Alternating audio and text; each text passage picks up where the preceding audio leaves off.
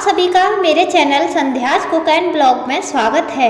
आज मैं आपके लिए लेकर आई हूँ नवरात्रि के 8वें दिन की कथा, यानी माँ दुर्गा के 8वें स्वरूप महागौरी की कथा।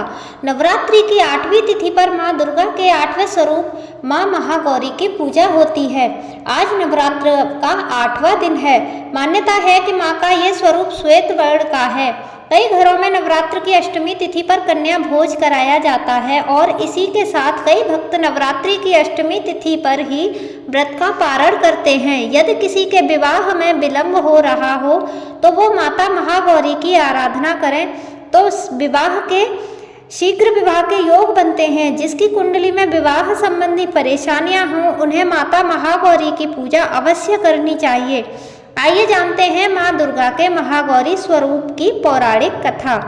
पौराणिक कथाओं के अनुसार माँ पार्वती ने भगवान शिव को पाने के लिए कठिन तपस्या की थी। हजारों वर्षों तक माता ने अन्न जल ग्रहण नहीं किया था, जिससे उनका शरीर काला पड़ गया। माता की तपस्या से प्रसन्न होकर भगवान भोलेनाथ ने उन्हें पत्नी के रूप में स्वीकार किया और गंगाजल उन पर डालकर उनको अत्यंत कांतिमान बना दिया। इस वजह से माता पार्वती के इस स्वरूप को महागौरी कहा जाता है। मान्यता है कि माता के इस स्वरूप की पूजा विधिवत करने से सौंदर्य की प्राप्ति होती है और घर में सुख समृद्धि का वास होता है। पर महागौरी के वर्ण को लेकर एक अन्य कथा भी है, जिसके अनुसार माँ को ये स्वरूप ब्रह्मा जी के आशीर्वाद से मिला है। कालरात्रि के रूप में सभी राक्षसों का वध करने के बाद भोलेनाथ ने देवी पार्वती को काली कहकर चिढ़ाया। इस पर माता ने उत्तेजित होकर ब्रह्मा जी की कड़ी तपस्या की। तब ब्रह्मा जी ने प्रसन्न होकर माँ पार्वती को साक्षात दर्शन दिए और हिमालय के मानसरोवर में स्नान करने के लिए कहा, जिसमें स्नान करने के बाद माता का शरीर दूध की तरह सफ़ेद हो गया।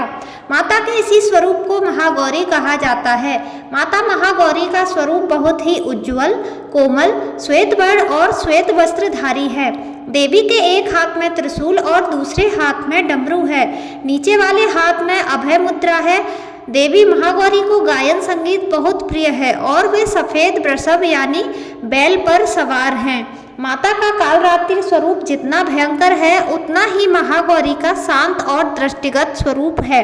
अष्टमी तिथि को इनकी पूजा करने से सभी मनोकामनाएं पूरी हो जाती हैं। ब्रह्म मुहूर्त में उठकर स्नान आदि से निवृत्त होकर स्वच्छ वस्त्र पहनें और माता का जप करें। पूजा स्थल पर गंगाजल से छिड़काव करके 5 देसी घी के दीपक जलाएं। अगर 5 नहीं जला सकते तो कम से कम 1 देसी घी का दीपक अवश्य जलाएं और फिर माँ महागौरी की पूजा से पहले माता के कल्याणकारी मंत्र ओम देवी महागौर्ये नमः का जाप करें। इसके बाद माता को धूप, दीप, फूल, फल, रोली, अक्षत आदि पूजन सामग्री अर्पित करें। महागौरी की पूजा में सफ़ेद फूल अर्पित किए जाते हैं और नारियल से बनी चीज़ों का भोग लगाया जाता है। माता की पूजा में भक्तों को गुलाबी रंग के वस्त्र धारण करने चाहिए। तो ये थी माता महागौरी की कथा। आपको ये कथा कैसी लगी कमेंट करके ज़रूर बताएं।